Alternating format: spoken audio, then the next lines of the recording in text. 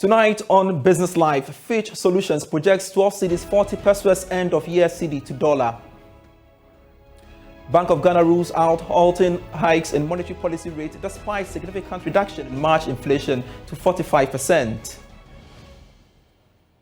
Network of Communication Reporters calls on the National Communications Authority to completely remove all telco agents from the ongoing SIM registration process to prevent any more incidents of fraudulent SIM registration. What we call stage 2, which is the app alone. If you are using that one alone, what is the guarantee that that one too will not be abused by agents? Because no security system in this world is foolproof. So our thing is that that one too can be breached. So we are saying that the only way to eliminate this whole problem is to remove the agents completely from the system. We have details of these and many others lined up for you. Please be my guest.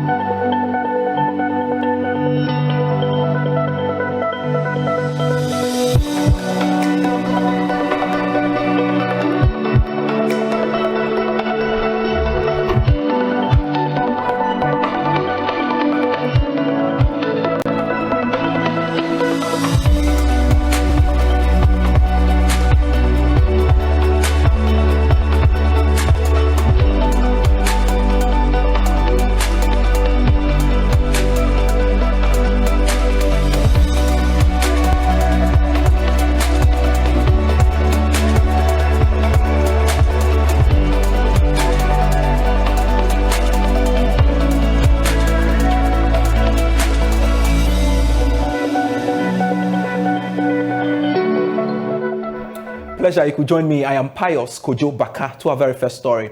Fitch Solutions is projecting a 12 cedis 40 pesos end of year cedi to dollar rate. This means the rate of depreciation will be far lower than the 38% recorded last year. There is more in this report. The research and market information firm's argument is based on the premise that Ghana will secure an IMF support program by this month that will go a long way to cushion the cedi against pressures. It added that while short-term exchange rate volatility will persist, it believes the cedi will stabilize once a formal creditors committee is formed and the IMF Executive Board approves Ghana's program. The cedi has so far depreciated by about 14% to the US dollar in the retail market, selling at about 12 cedis 5 pesos.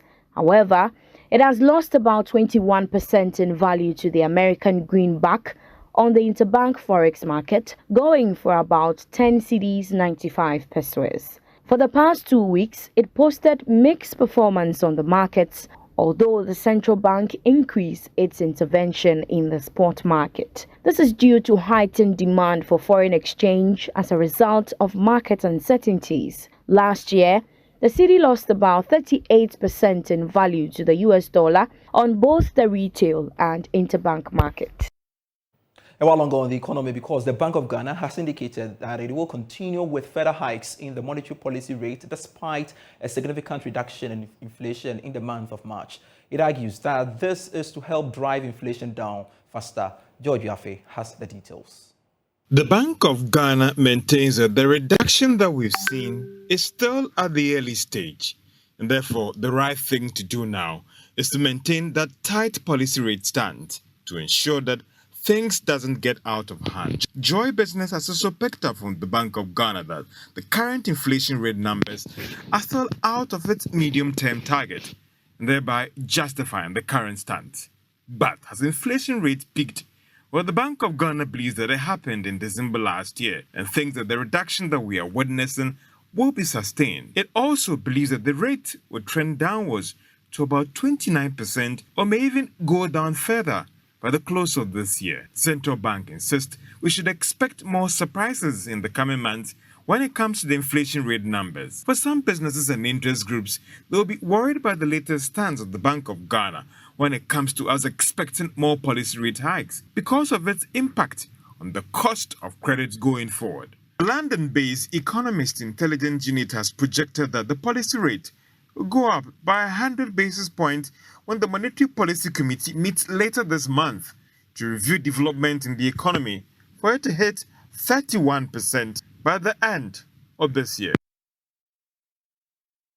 And we are joined by Dr. Gladys Abendo Nabil to better appreciate this issue for us. And she is the head of Banking and Finance Department at the University of Professional Studies here in Accra. Grateful, Doc, you could join us on Business Live. Now, do you hold the view that there is still room to hike the policy rate, saying that inflation has started dropping?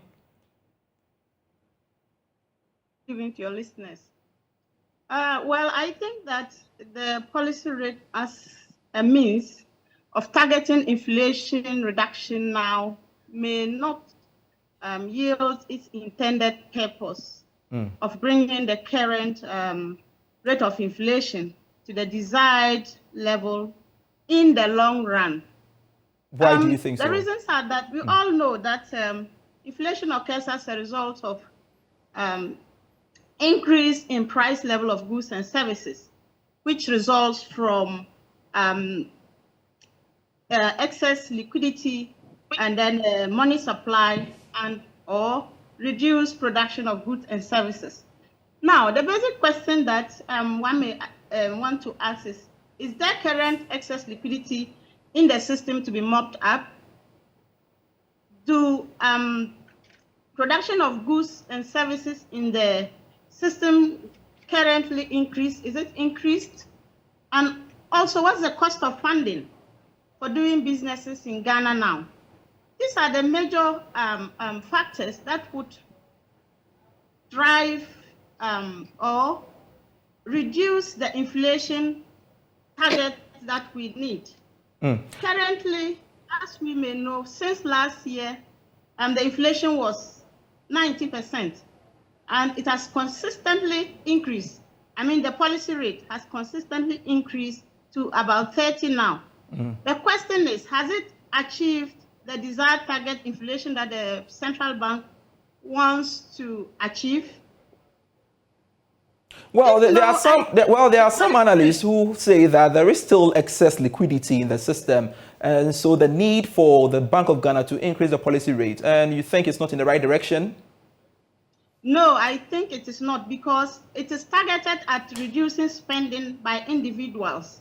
And this will only achieve a short-run inflation target rate. In the long run, it might not be sustainable, because targeting spending by individuals would only look at the demand side of targeting the inflation. The supply side, if it's not tackled, we may not achieve a long run. It would worsen the situation in the long run, because if they continue to increase the policy rate, what it means is that the cost of funds is going to also increase, and therefore it would discourage the supply side factors. Firms and individuals will not have access to be able to increase their productivity, and this would further worsen the situation.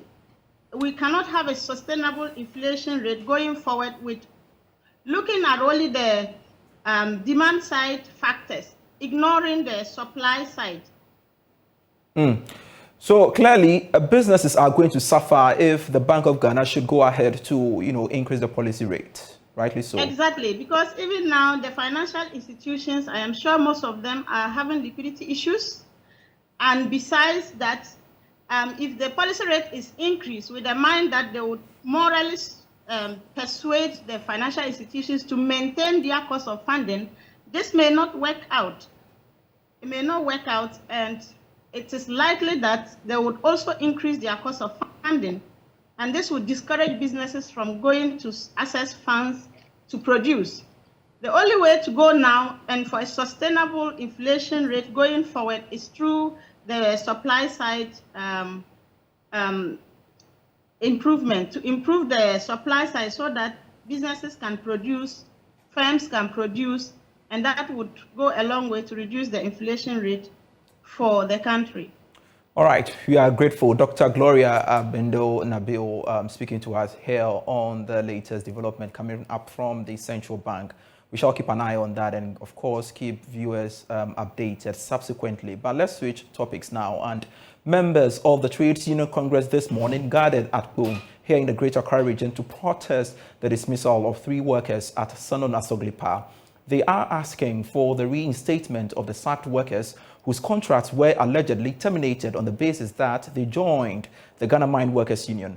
Speaking at an emergency National Executive Council meeting of the Mine Workers Union, Secretary General of the TUC, Dr. Yauban, said even the President of Ghana cannot stop workers from joining any trade union, which is a fundamental human right enshrined in the 1992 Constitution, while urging members to join in the protest. Listen. Comrades, our demand is very, very, very simple. Our 3 brothers should be reinstated now.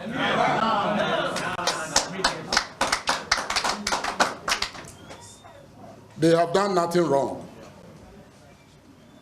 They only wanted to exercise their right as Ghanaians under the Constitution and our labor laws. So let me, on behalf of the Executive Committee of TUC, thank the union leaders, the Ghana Mine Workers Union leaders, and to thank you for the solidarity we are showing to our brothers. Look, there have been many cases. TUC has been around for 75 years plus. I have been in the union for nearly 30 years now. We should not allow this to happen. No, it's as simple as that. That's what I'm saying. We should never allow this to happen. That some people want to join the union or they want to form a union and they lose their jobs. In Ghana, after how many years of independence? That should never be allowed, and we are not going to allow that. Even the President of Ghana can never stop us from forming or joining a union. We can never allow that to happen in our country, let alone somebody coming from somewhere to determine what we should do in our country. Look, they pride themselves that this is one of the biggest investments from China in West Africa. I don't remember the figure. They say $750 million. $750 million cannot buy our rights. Our rights are non-negotiable. Our rights are priceless. And that is what we are going to show from tomorrow. I know you want to take action today. All right, next it's to the Ministry of Finance, where pensioners picketed a second day asking for payment of their matured coupons and principals. Yesterday, convener for Individual Bondholders Forum, Senor Jose, revealed that the technical committee has completed a new payment schedule with government. Mr. Jose says the plan will allow government to settle all bond arrears by end of this month. Convener of the Pensioner Bondholders Forum has been interacting to that. We are demanding our payment as government has promised per the bond agreement. So we want all our coupons and mature principal to be paid to us now before we leave this place. That's all. We don't have any arrangement with government.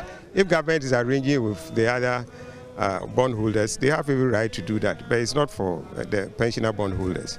We are an exempted group, and we are taking our money, we are demanding our money to be paid to us as and when they are due. The old ones, we gave government 28 to pay. We gave April 28 to pay, and government didn't pay, and we are here.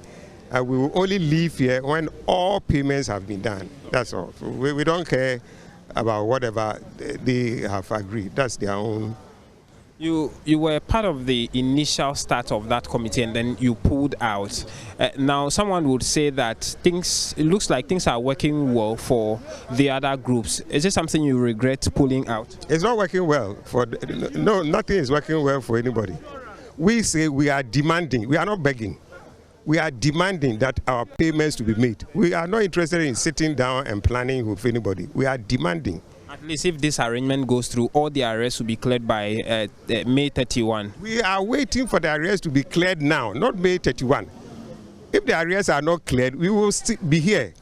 And we will be here until the arrears is cleared. We don't care who is saying something. All that we are saying that for us, we are demanding immediate payment. And until that is done, we will keep on coming here. If it takes 1 year for the arrears to be paid, we will be here 1 year. That's all. So you are not bothered at all that, well, they said they have reached a payment. I don't want to even be thinking about that. They are not negotiating for us. People don't understand, still don't understand the difference between issuer exemption and self-exemption. I told you that for the self-exemption, you may probably go and be begging. Self-exempt, you will be begging. Yes, and that is what we are not begging. We are demanding that you pay us. We were exempted, and we don't have to be begging. We are not part of the begging, do this, do this. We are saying pay us, and you must pay. We know, we've heard that government have done some of the payment already. Has any of your members confirmed that they have received payment? Yes, we confirmed that payment for, I think, the early March 6 and I think 2nd March have started trickling in. And people have confirmed that they are receiving even the 13th or so. We don't have but some people have places on the platform that they have received their 13th one. So let's hope that is okay, and government is, and if government has started, fine, it should continue to pay, and until all arrears are paid, we will come here every day. So you are hopeful now that as they have started, they will continue in that tangent? Well, they started previously and they don't continue. That is why your paying one will not take us from here. If you pay 1 or 2 and you think because you have started paying, we will leave here, we are not going to leave. We are not going to leave until all outstanding payments are made. Between yesterday and today as we speak, have you had any contact from any government? No contacts. Thank you.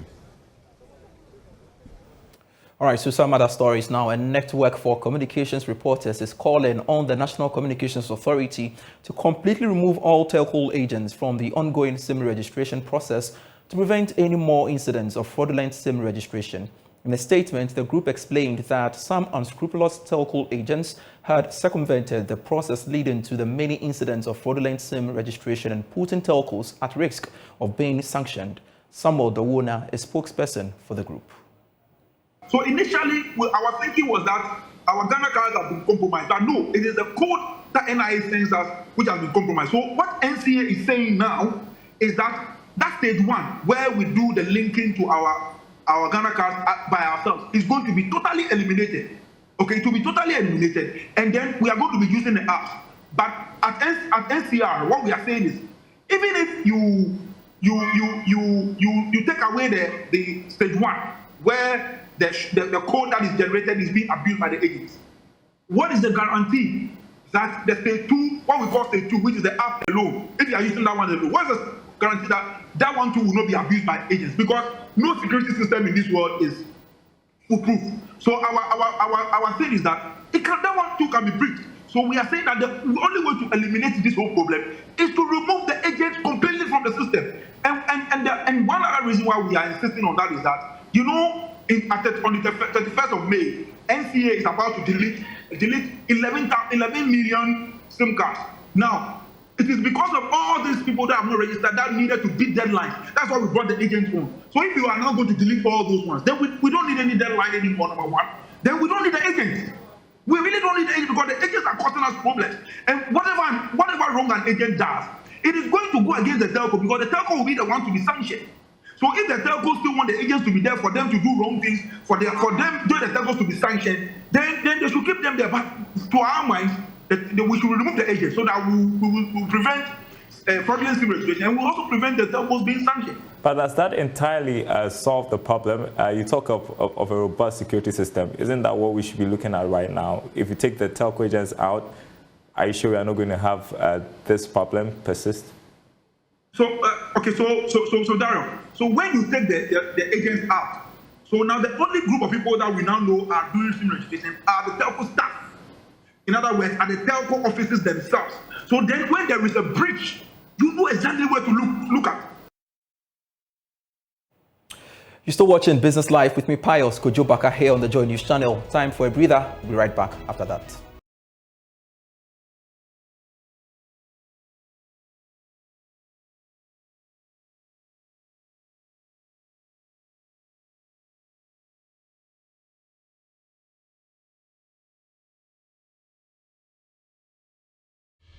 Hello, welcome back. The declaration by the World Health Organization that COVID-19 is no longer a public health emergency has been greeted with a lot of excitement and relief. Before then, economies over the world, including Ghana, were stained in their budgets to fund care and vaccines. One other area that was impacted was the oil and gas industry. Let's assess how the sector is performing now that the World Health Organization has declared that COVID-19 is no longer a pandemic.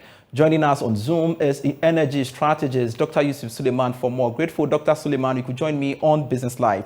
Now, we saw how the oil and gas industry was gravely affected by COVID-19, translating into the hikes of prices of the commodity. This should be good news to sector players, especially OPEC members, right?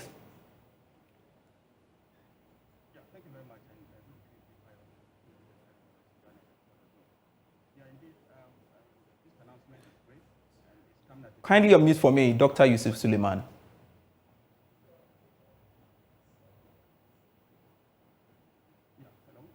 Indeed, it's come at a time. Can you hear me, Pious? Yes, I can now. Okay, great. So I'm saying that though it looks symbolic because the market had almost shrugged off the effect of COVID, however, or nonetheless, if you notice the time it is coming, I consider it as a positive news to the effect that if you notice, it adds a bit of buoyancy to the demand. Already demand side is a bit robust. If you notice, the sentiment that had kept these oil prices in this high trajectory, that's 78 to the 80s, has been the consumption in China. And if you notice, consumption in China actually picked up due to the fact that they have abandoned this zero COVID policy. So apart from China, almost every country had opened up, but China had some bit of lockdowns, pockets of lockdown, and that had impacted demand. If you notice, China is a very important player so far as oil demand is concerned.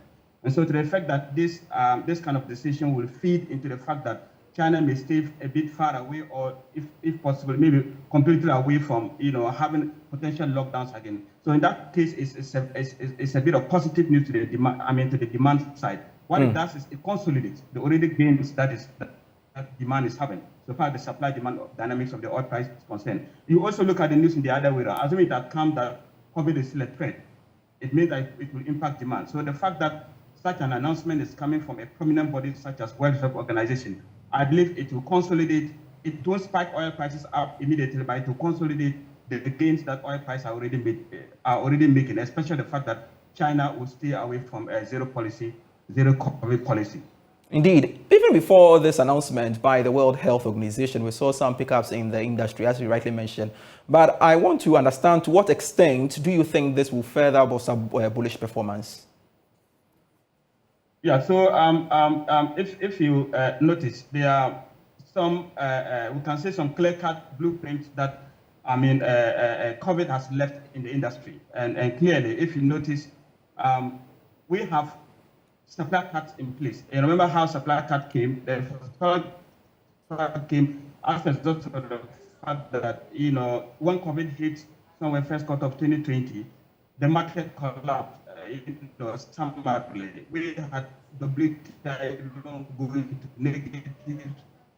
Brand was nowhere to be found. It was a good thing to the industry so far as the dance with respect to that. So what OPEC did to bring back the market to positive mode was to take off about 10% of the entire global supply. That's how this supply cut came to be. So it took about 9.7 million barrels out of the global basket.